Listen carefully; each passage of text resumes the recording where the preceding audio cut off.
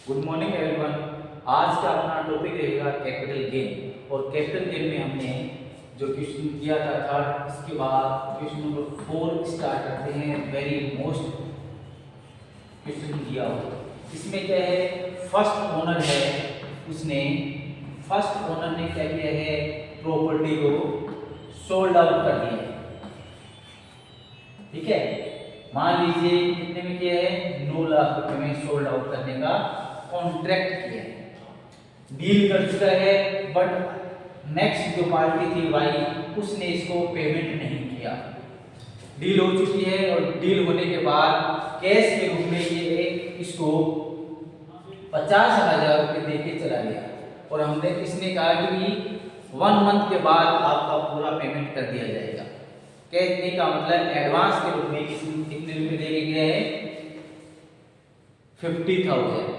और डील कितने की है, 9 लाख। और टाइम मिला है, इस वजह से 1 महीने में ये पेमेंट कर देगा। परंतु वाई टाइम में पेमेंट नहीं कर पाया तो ये जो 50,000 रुपये है, ये एक्स ने फोर फ्यूचर कर लिए, जब्त कर लिए। ठीक है, अब ये एक्स क्या करता है, इसको अदर पार्टी को 15 लाख रुपए में सोल्ड करता है। कितने में करता है, 15 लाख रुपए में सोल्ड करता है। तो ये तो इसकी हो जाएगी सेलिंग प्राइस। ये क्या हो जाएगी, सेलिंग प्राइस।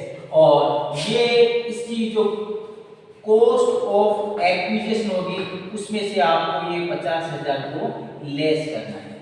समझ आ गया।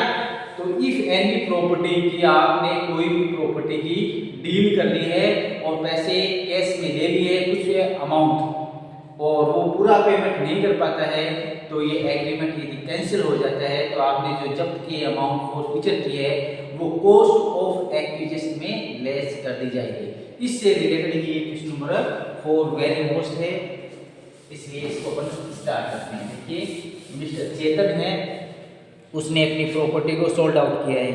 मिस्टर चेतन ने क्या किया है, प्रॉपर्टी को सोल्ड आउट कर दिया है। कितने में कर दिया है, ये प्रॉपर्टी इसने 16 लाख रुपए में सोल्ड कर दी है।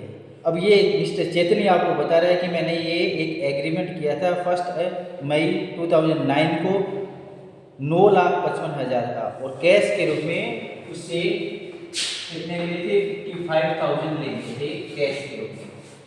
और डील की थी 9,55,000 की।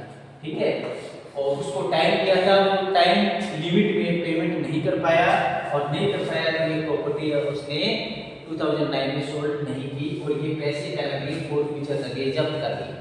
तो कहने का मतलब चेतन के पास जो प्रॉपर्टी की कॉस्ट ऑफ एक्विजिशन होगी, उसमें मैं ये 55,000 लेस करवाऊंगा। क्लियर। अब ये जो प्रॉपर्टी इसने है, इसने मनोज ने इससे मिली थी, मनोज ने इससे को परचेज किया था, वो पूरी ट्रांजैक्शन इसमें दे रखे हैं, उसके अकॉर्डिंग अपन क्वेश्चन को कंप्लीट करेंगे। ठीक है, ये प्रॉपर्टी चेतन को उसका जो फ्रेंड था मनोज, उसने ये इसको दी थी, और इस पर कितना कितना खर्चा किया था वो सभी अपने को इसमें दे रखे हैं, उसके अकॉर्डिंग अपन करेंगे। तो ये प्रॉपर्टी 2001 से पहले की है, उसकी वैल्यू दे रखी है। ओनर ने जो परचेज की थी वो 1 लाख की है। 2001 में इसकी वैल्यू दे रखी है। इसके अकॉर्डिंग अपन क्वेश्चन को हल करेंगे। थोड़ा सा टिपिकल है, इसलिए इसको अच्छी तरह से समझ लेना। यदि आपने कोई अमाउंट कैश में पहले दे चुके हो इस पर, और प्रॉपर्टी एग्रीमेंट के अकॉर्डिंग सोल्ड दी की है, तो आपको लेस करना है। ठीक है, वो आपको क्या करना है, लेस करते हुए दिखाना है। ठीक है, चलिए अब स्टार्ट करते हैं। Calculation of taxable income from capital gain for the assessment year 25। यहाँ लिखते हैं selling price of house property. Selling price of house property, format वही रहेगा, फॉर्मेट में कोई चेंजेस नहीं है। ये प्रॉपर्टी आपने कितने में सोल्ड कर दी है, 16 लाख। इसके बाद आप इसको less cost of acquisition less cost of acquisition. अब देखिए ये कौन डाल देते हैं इसको, ये प्रॉपर्टी पुरानी है 2001 से पहले की है, ठीक है, तो वो लिख दिया अपने ए पॉइंट। बी पॉइंट लिख देते हैं फेयर मार्केटेबल वैल्यू, जिसको आप एफ एम वी बोलते हो। क्या बोलते हो? एफ एम वी ऑन 1 अप्रैल 2001। क्योंकि हमारे जो इंडेक्स है वो हमने स्टार्ट किए हैं 2001 से, और 2001 का इंडेक्स कितना है? 100। तो इससे पहले की यदि हमें कोई डिटेल बताएगा तो उसकी वैल्यू एफएमवी वैल्यू भी अपने को क्वेश्चन में दी जाएगी। तो इस प्रॉपर्टी की पहले का जो ट्रांजैक्शन है उसके अकॉर्डिंग एफएमवी वैल्यू दे रखी है 1,26,500 ये वैल्यू, विच एवरेज हायर। इन दोनों में से जो अधिक है वो कॉस्ट ऑफ एक्विजिशन मानी जाएगी। तो इन दोनों में बेटा कौन सी हायर है? 1,26,500 ये, ठीक है, इसलिए मैंने ये रख दी। अब इसमें थोड़ी सी प्रॉब्लम एक और है, एडवांस अमाउंट लिए अभी आपने इसमें से, तो यहाँ लिख देंगे लेस एडवांस अमाउंट। एडवांस जो अमाउंट ऑलरेडी आप इस पर ले चुके हो, फोरफीचर कर चुके हो, वो कितने? 55,000, वो यहाँ पर लेस कर देंगे।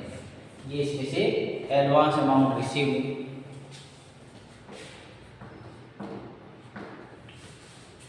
तो ये इसमें से लेस कर दीजिए और फिर आगे बढ़ते हैं। करिए लेस।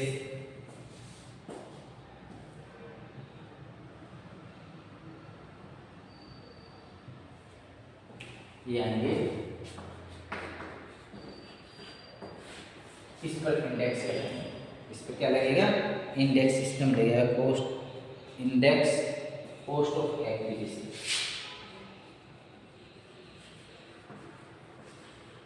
कॉस्ट ऑफ एक्विजिशन कितने? 71,500 डिवाइड में इस ईयर का, मतलब 2001 का इंडेक्स कितना है? 100 इंटू में करंट इंडेक्स याद रखना आप लोगों को। करंट इंडेक्स कितना है? 348। कितना है? 348।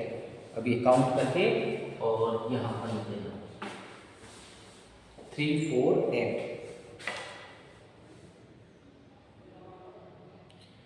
इसके बाद इम्प्रूवमेंट किया इसमें क्या क्या है? इम्प्रूवमेंट भी किए हैं, तो अपने को इम्प्रूवमेंट की कार्रवाई भी करनी है।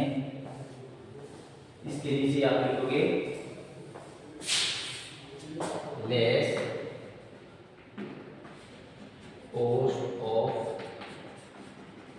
इम्प्रूवमेंट इन, कौन से ईयर आपने इम्प्रूवमेंट किया है वो ईयर भी लिखनी है अपने को। देखते हैं तो कौन से वर्ष से इसमें इम्प्रूवमेंट किया है? 2003, 2003-4 में, ठीक है। कितने का इम्प्रूवमेंट किया है? 44,000। बड़ा इसका इंडेक्स देखना है 2003-4 का इंडेक्स अपन देखते हैं। 3-4 का इंडेक्स है अपने पास 109 और इंटू में वही 348 कैलकुलेट करके लिखना। फिर लिखोगे less cost of improvement, cost of improvement. ये किया है आपने 2010-11 में। कब किया है? 2010-11 में।